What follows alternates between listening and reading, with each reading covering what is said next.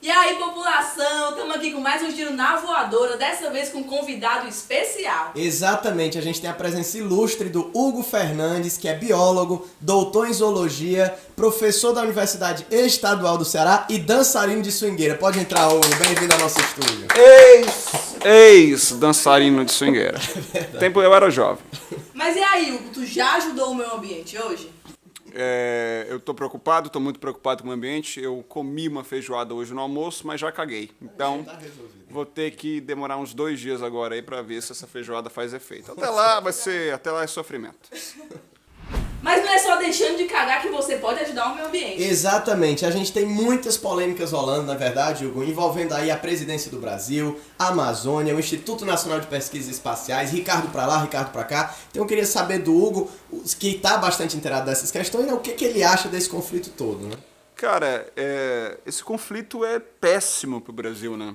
A gente está vivendo um momento obscurantista. Nós estamos falando de um conflito, uma polêmica que só existe porque é um negacionismo científico por parte do governo. Então, para as pessoas que estão aí acompanhando, só para dar um briefing aqui, o INPE, né, que é o Instituto Nacional de Pesquisas Espaciais, soltou em junho um alerta de que houve um aumento de 88% do desmatamento da Amazônia em relação a junho do ano passado e que, comparando os 2 julhos, esse aumento foi de 272%. E aí o governo Bolsonaro disse que os dados do INPE são mentirosos e aí rolou uma briga, né, ali bem séria entre o Ricardo Galvão, ex-diretor do INPE, hoje ex-diretor do INPE, e o Bolsonaro. E eles trocaram ali algumas farpas, acabou que o Ricardo Galvão foi demitido. E agora teve agora uma entrevista muito boa, sugiro que todos vejam, que é do Ricardo Salles, o ministro do Meio Ambiente, com o Ricardo Galvão. E aí você dá uma olhada, independente da posição política de vocês, que vocês vão concluir quem é o preparado na história. Foi um verdadeiro X1, né? Ou, na verdade, ali a gente vê um combate direto entre eles, né? E me lembra muito, né, no nosso Porta dos Fundos, né? A gente tem o Polêmica da Semana e com certeza a gente faz aí uma associação direta, né, desses 2 quadros aí. Mas e aí, Hugo, o que é que isso aí vai influenciar na minha vida?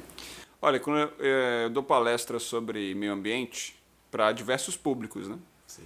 Alguns públicos são hostis, vamos dizer assim, uma galera que não está muito preparada para ouvir um discurso romântico sobre o meio ambiente. Então eu começo dizendo o seguinte, eu vou começar e vou terminar a minha palestra, a minha conversa, falando sobre zero romance.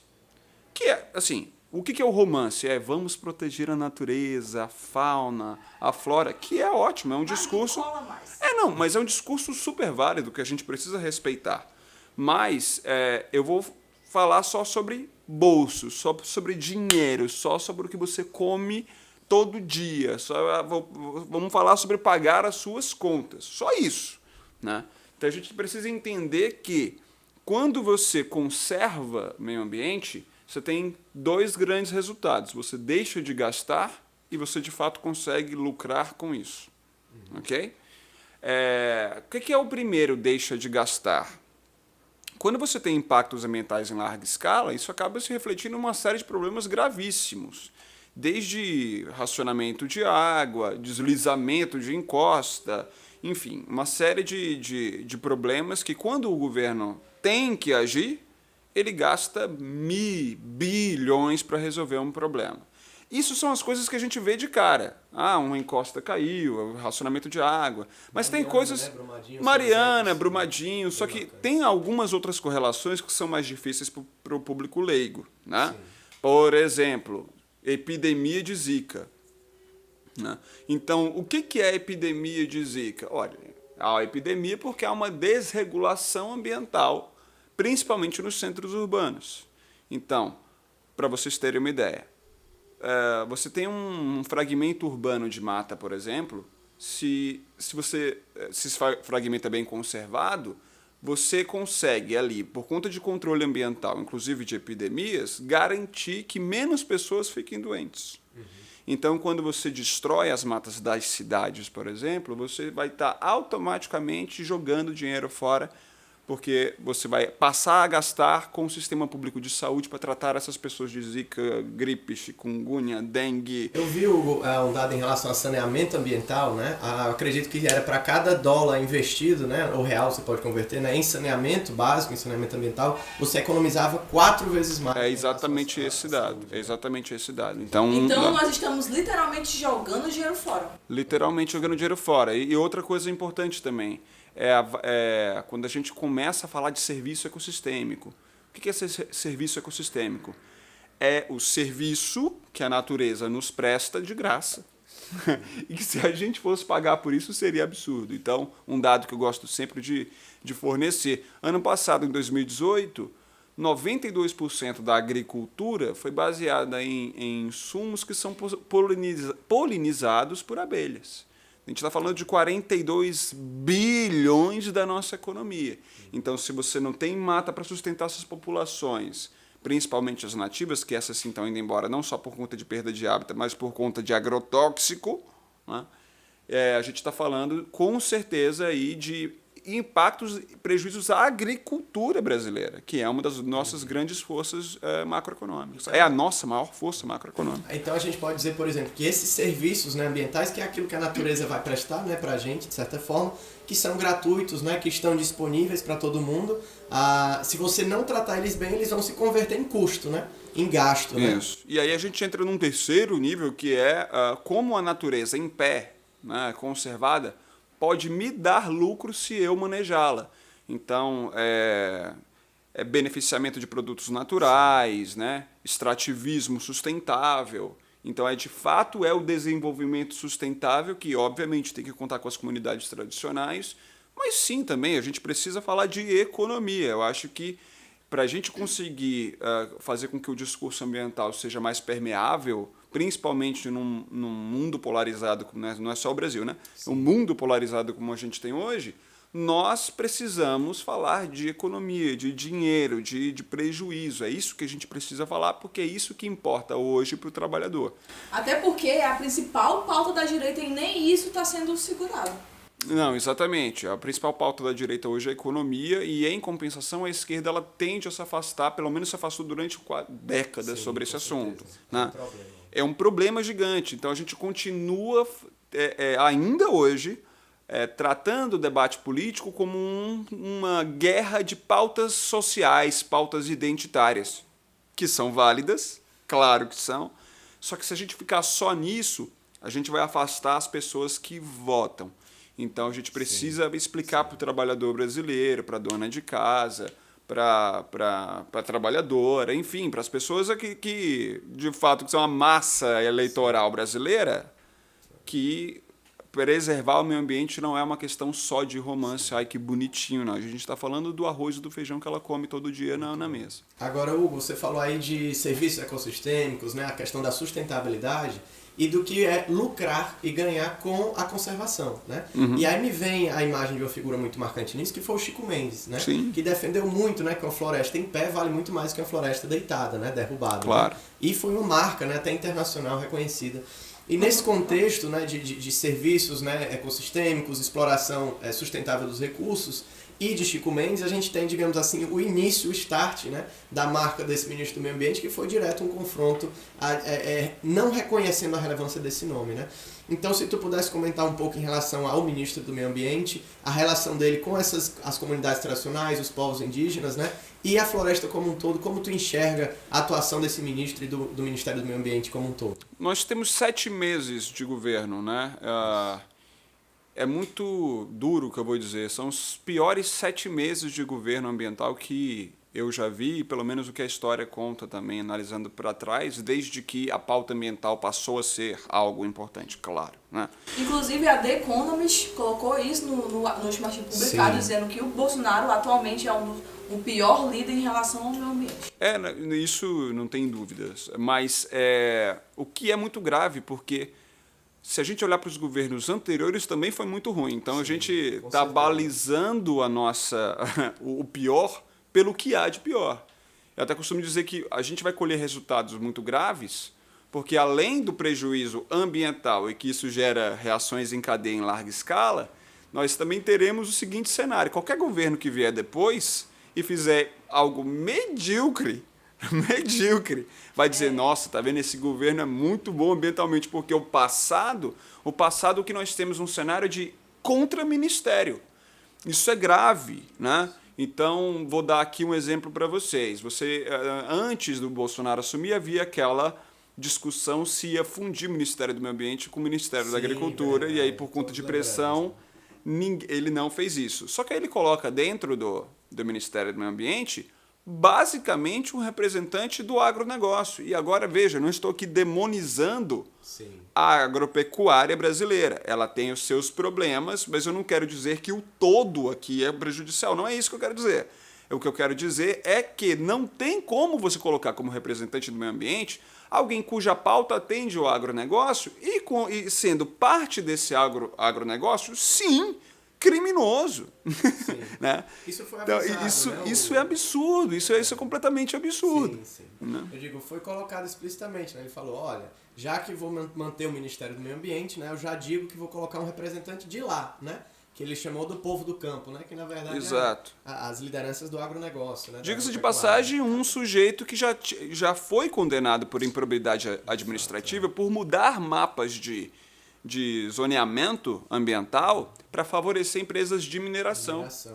Um camarada que chegou e entrou no ministério, e uma das primeiras ações foi se posicionar contra os servidores do IBAMA e do CMBio, ao ponto de abrir ou ameaçar abrir processo de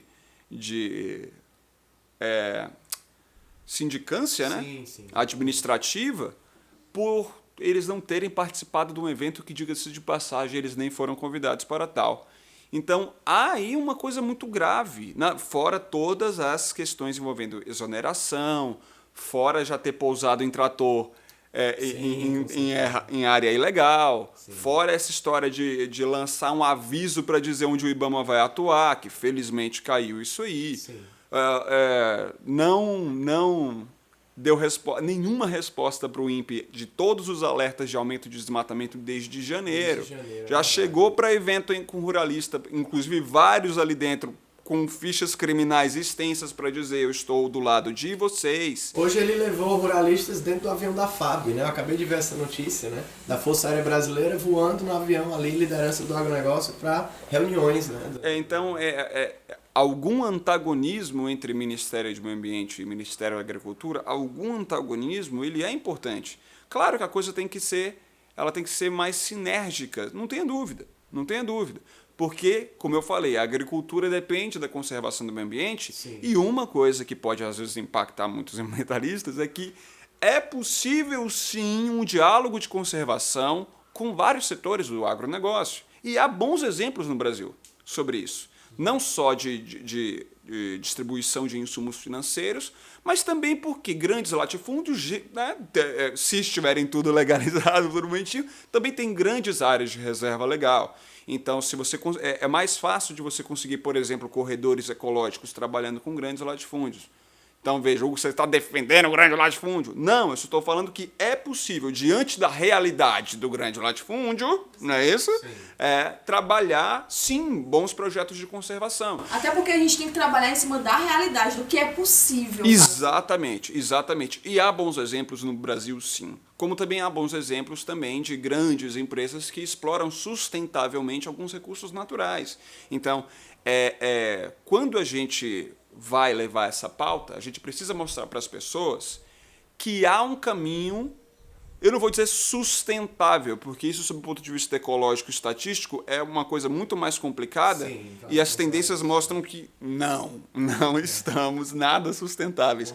Mas diante dessa realidade, que é uma realidade de um país imediata, de um país capitalista, de um país de quase 200 milhões de pessoas, né, cujo sistema econômico é baseado principalmente e é muito sustentado por parte desse agronegócio, existe um caminho que a gente consegue conversar.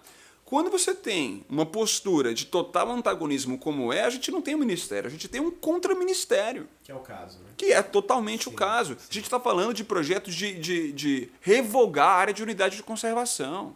A própria reserva legal, né? Entraram Reserva legal. Jogar, né? Agora a gente tem uma PL do Kim Kataguiri que é para praticamente não haver licenciamento ambiental. Por exemplo, estrada não teria licenciamento ambiental. O licenciamento seria a exceção, né? E não a regra. Exato. Né? E tudo baseado em falácias, em distorções científicas e, obviamente, em muito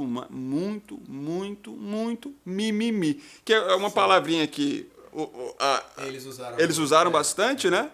Mas agora a vitimização faz parte de todo esse processo. Isso eu acho interessante, Hugo, essas contradições entre o que a gente via no discurso deles e o que está sendo posto agora. Uma de combate ao crime direto, né, tolerância zero, e tudo que é crime relacionado ao meio ambiente, a gente está vendo um afrouxamento, um perdão, um ataque aos fiscais, né, do meio ambiente. Sim. Né? Demonização do fiscal, a demonização... Que está trabalhando ali concursado, que tem o salário dele pago para cuidar. Você tem são profissionais, especialistas naquela área, que o discurso do Bolsonaro era colocar só pessoas no cargo técnico, pessoas especializadas ali, e a gente está vendo ao contrário. O Ministério do Meio Ambiente está cheio de... Os cargos técnicos estão ótimos. O setor de biodiversidade é presidido por um brigadeiro da aeronáutica. Beleza. Então, não sei se ele encontrou muitos pássaros voando de caça, mas não deve ser lá um perfil muito técnico. Isso não é só setor da biodiversidade, não. Todo o ICMBio, a galera inclusive botou um apelido que é IPMBio, né? É basicamente todo preenchido por policial militar, que todo respeita a profissão, mas que não há muita conexão, pelo menos histórica, com a questão ambiental. E a gente está falando isso, pessoal, o ICMBio não é nem um pouco, não é um órgão de militância política, como não é o IBAMA, de forma alguma. É um órgão técnico, extremamente técnico, e que precisa de pessoas muito alinhadas e que precisam saber o que estão fazendo acima de tudo. Né? Com certeza. E, Hugo, essas mudanças agora, digamos, como você falou, o meio ambiente já não vinha bem, já não estava bem, e agora afundou, né, assim, numa escala absurda. E isso está sendo visto internacionalmente, né? Vários países estão observando, o meio ambiente é uma questão internacional, né? Faz parte do direito internacional. Então eu queria entender um pouco disso, né? Porque a gente vê todo dia notícias ali falando sobre a Alemanha isso, a Holanda aquilo, em relação à Amazônia. Então eu queria entender um pouco o que tu acha disso tudo, desse contexto, da imagem do Brasil em relação ao meio ambiente. Nós vivemos hoje num mundo onde as pessoas se informam principalmente por WhatsApp. Isso, infelizmente, não chega nas pessoas, né? Mas, para você que está nos assistindo, saiba, e pelo menos explique isso para os seus pais, amigos, tios, que lá fora a nossa imagem é a pior possível para o momento. Porque as pautas que estão chegando lá, que nós somos um Brasil, um país que voltou a um estado de atraso que está beirando o caos, inclusive econômico. Sim. Então, isso por favor, desconecte essa história de que a proteção do meio ambiente ela é um atraso para a economia. Não é por questões científicas, a ciência mostra que não é, e também por questões sociais.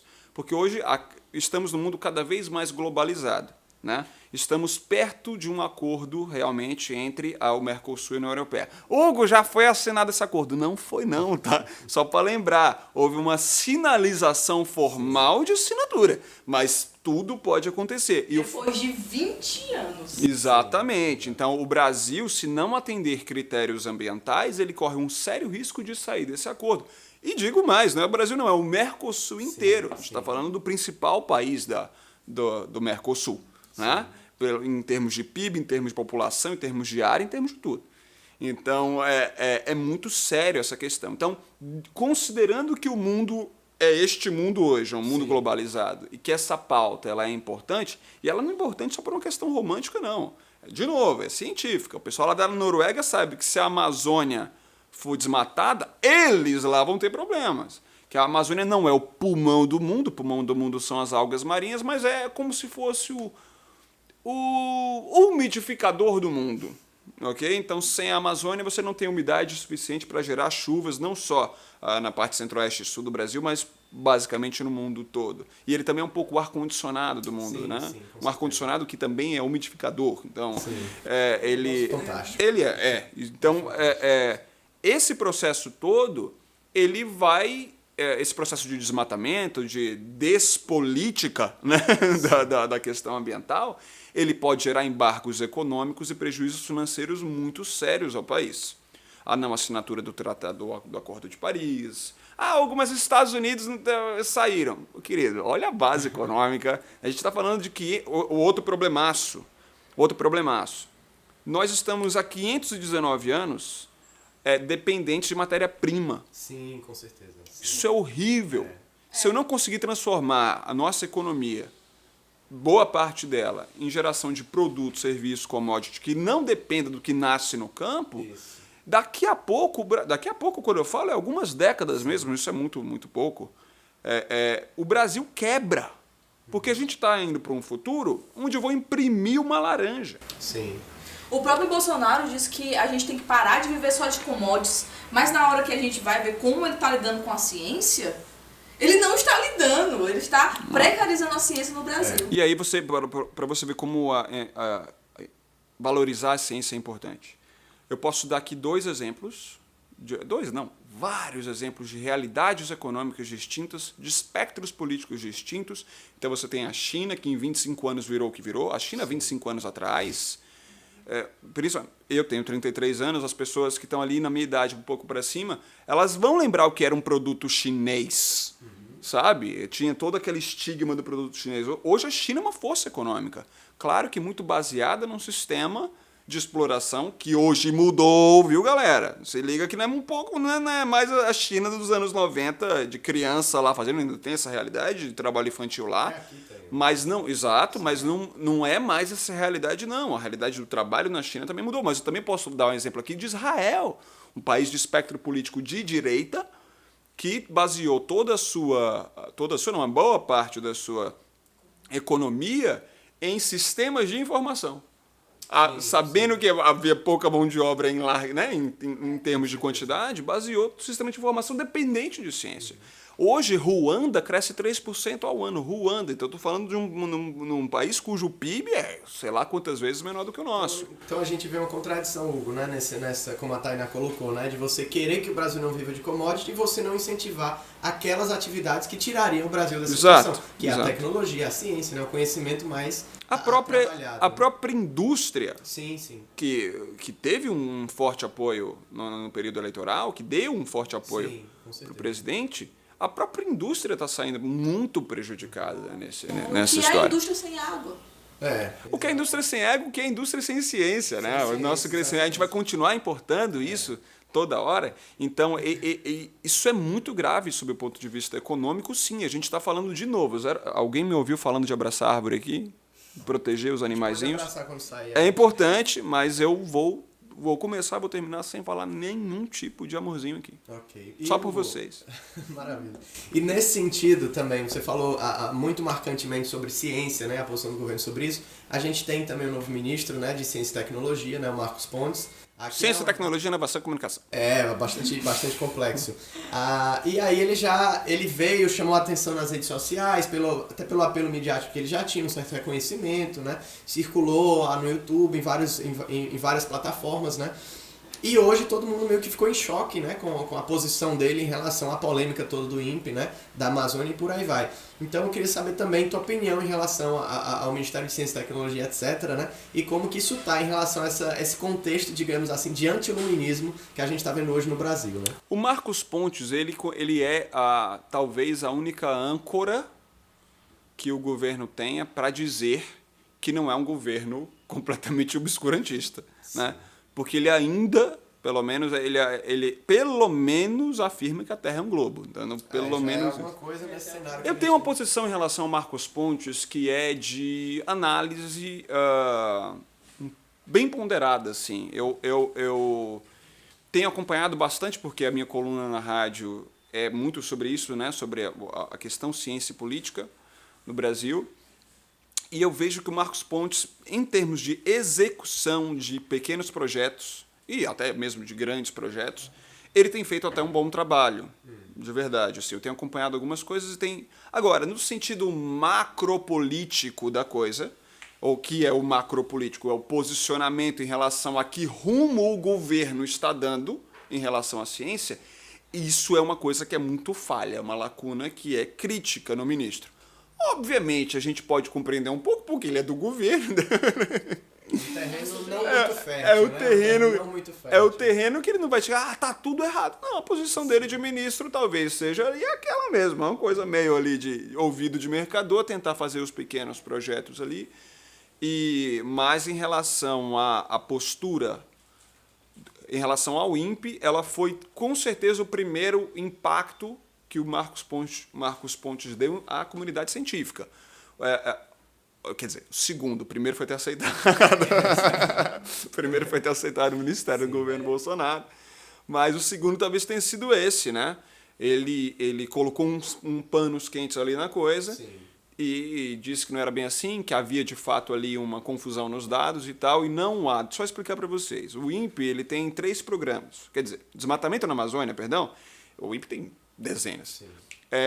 Ele é medido por 3 programas. PRODES, que é o programa de cálculo do deflorestamento da Amazônia, o TerraClass, o que o TerraClass faz? Ele faz o seguinte, desmatou, legal. O que fizeram com a área desmatada? Botaram pasto?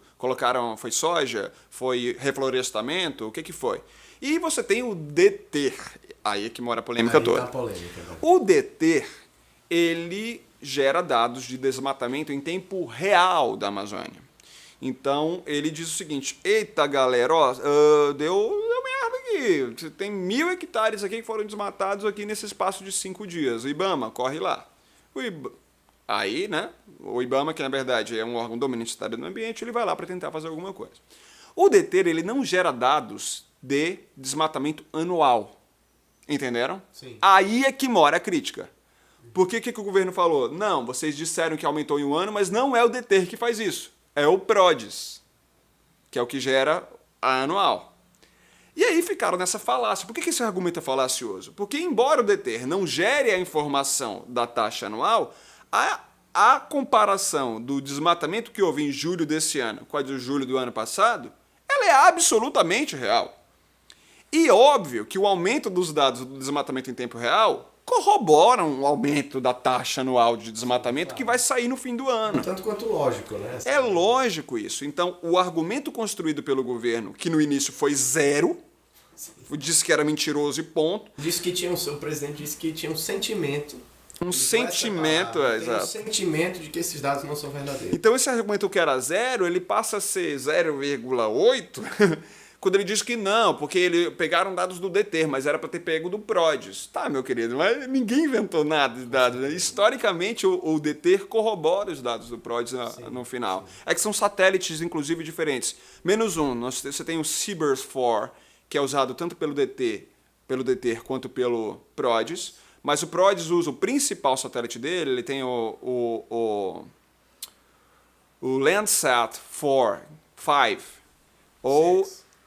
Não é o 5. Só que aí já tem gente dizendo que é o 8, que é bem mais... A resolução é muito maior, que é tipo a resolução de 16 metros para um satélite. É muita coisa. Então ele é o principal satélite do PRODES. É o Landsat 8 ou o 5, o CIBERS-4, que também é usado no DETER, e o IRS-2, que é usado no PRODES. E o DETER ainda usa um outro satélite também indiano, que é o IRS-1. Então, esses dois, eles são indianos, o CIBERS, ele é sino-brasileiro, e os dois Landsat 5 e 8 são da NASA. Então, o que eu quero dizer? É que não tem como um diretor do INPE manipular e construir dados de um satélite que é da NASA, que é da Índia, que é da China. Esses dados são públicos. Então, você pode acessar os dados a partir do INPE, né? E você pode acessar os dados do banco de dados das agências, que no caso a NASA. Então você vai pegar, uma criança de 8 anos consegue gerar esse dado. Pegar os dados disponíveis para desmatamento em julho de 2018 e em julho de 2019. Uma criança de 8 anos consegue fazer isso. Pena que o Bolsonaro não saiu nem da fazenda. Não, mano. Mas o que eu quero dizer é o seguinte, é que houve uma outra crítica que a gente não disse que era mentiroso, disse. Mas foi só a divulgação que foi responsável. De novo, uma criança de 8 anos pode chegar lá, que os dados não são do INPE, são da NASA, pode chegar lá e fazer essa correlação. O INPE foi lá e colocou isso no site. Poderia ter feito isso. Você poderia ter feito isso. Então, assim, não é uma questão de logística ou segredo de Estado, né? Mas então, Hugo, nesse momento tão difícil pra gente, como é que nós, além de doutores e biólogos, como cidadãos comuns, podemos ajudar? Valorizando a ciência. Parece uma coisa meio lúdica, né? Mas eu vou te explicar por quê. A gente está vivendo num momento de pós-verdade. pior de tudo, é a antiverdade, né? É a contra-informação. Tem a desinformação, você não sabe sobre aquilo, e tem uma força de contra-informação. Então a gente precisa passar para as pessoas que estão ao nosso redor, e aí eu falo que nós precisamos sim furar a bolha. Tem que conversar com o Bolsominion, tem que conversar com o Petralha, se você com o terraplanista, tem que conversar com esses nomes que geralmente eu não gosto, Bolsominion, Petralha, tal, não sei o quê, mas você tem que conversar com essas pessoas que estão ali do outro lado. Porque assim, Hugo, mas não adianta o que eu fale. Ok, pode não adiantar para aquela pessoa, vai adiantar para alguém. E aí você precisa dizer, cara, a gente precisa balizar o que é real. Twitter de presidente não é uma boa baliza. Principalmente um presidente que se alçou ao poder baseado numa máquina de inverdades muito bem financiada para isso. E aí posso recomendar um vídeo? Claro. Estevão Slow, do canal de Slow, que é a relação entre Steve Bannon e o Bolsonaro. Por favor, vejam esse vídeo. Esse vídeo é sensacional. Mas assim, eu estou indicando um vídeo do Science Vlogs Brasil, porque eu sou um dos conselheiros do selo, porque lá as fontes são muito bem checadas e também há toda a lista de fontes para tudo o que eles vão falar. Então, o que a gente pode fazer? Valorizar a ciência e ir atrás das boas fontes para isso. Então, se você está vendo isso aqui, deve estar vendo no YouTube ou nas redes sociais. Então, Science Vlogs Brasil, são 50 canais, estamos indo para a próxima seleção, que deve aumentar aí mais uns 5 pelo menos esse mês, a tendência é a gente chegar pelo mais de 60 até outubro, novembro. Então, é um selo, né? É um selo de qualidade científica para aquilo que é produzido no YouTube. Então, tendo o selo Science Vlogs Brasil, você confia no que está sendo dito? Claro que você pode discutir, porque a ciência é isso, né? Sim, ciência não é o carimbo da verdade, né? Sim. Ela é a melhor ferramenta para que a gente chegue na única forma de conhecimento do mundo que é autorregulável. Né? Não significa que é a melhor forma de conhecimento, mas é a única que é autorregulável. Então, é aquela que a gente acredita que esteja pelo menos mais próxima daquilo que é real, mas abrindo sempre a possibilidade para que alguém chegue e fale, não é assim. Mas essa pessoa faz isso como? Através do método científico. Então, o Science Vlogs está ali, é um espaço super confiável, podem ir lá. Se alguém tiver alguma discussão, todo mundo é super aberto para isso. E eu também, me sigam lá nas redes sociais, @HugoFernandesBio no Instagram. Eu nunca xingo ninguém, as pessoas me xingam às vezes. Mas eu geralmente consigo conversar bem com todo mundo. Maravilha. Então, Hugo, muito obrigado por ter topado o nosso convite, de verdade, participado, dado uma força aqui, né, no nosso giro, né? E a gente está sempre trazendo notícias, hoje foi um episódio diferenciado, né, com essa entrevista. Espero que o pessoal tenha gostado, né? E quando é o próximo? Próxima semana, vamos ver, né? Semana que vem. E se você gostou, curta esse vídeo, se inscreve no canal, segue a gente nas redes sociais e o Hugo também. Valeu, pessoal. Tamo junto.